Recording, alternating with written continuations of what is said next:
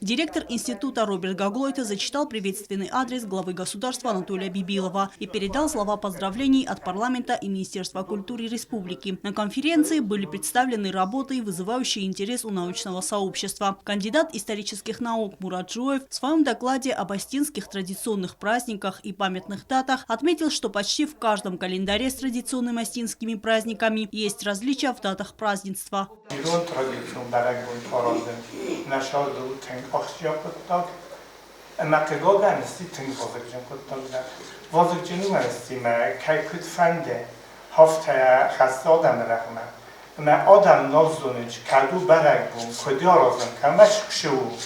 Кандидат экономических наук Жанна Кочева рассказала о некоторых особенностях демографических процессов в Южной Осетии, отметив, что необходимо предпринять меры по улучшению демографической ситуации. Демография, конечно же, тесно связана, и она переплетается и сочетается с социальной политикой, с социальными проблемами и с экономикой, естественно.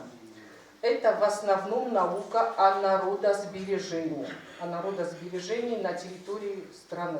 Председатель правительства Эрик Пухаев обозначил, что перед юго-остинской наукой стоят большие задачи. В числе приоритетных – столетие геноцида народа Южной Осетии. Премьер коснулся вопроса материальной составляющей сотрудников института. С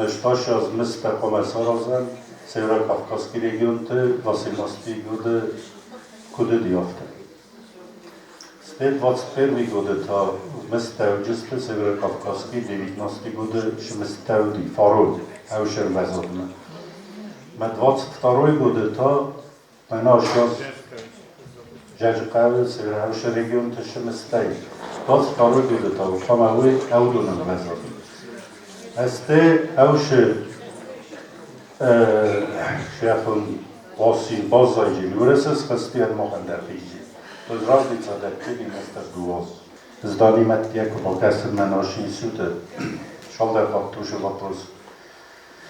Na budżetku razem bojdamy na instytut zachodzi na kujal Warszawios rasody temen psora naша. Ну, ожидай заложится.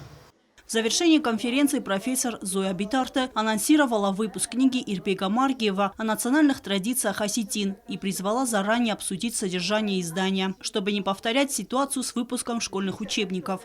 Эльвира Тибилова, Арсен Гассиев, Зарема Арсоева. Информационный выпуск сегодня.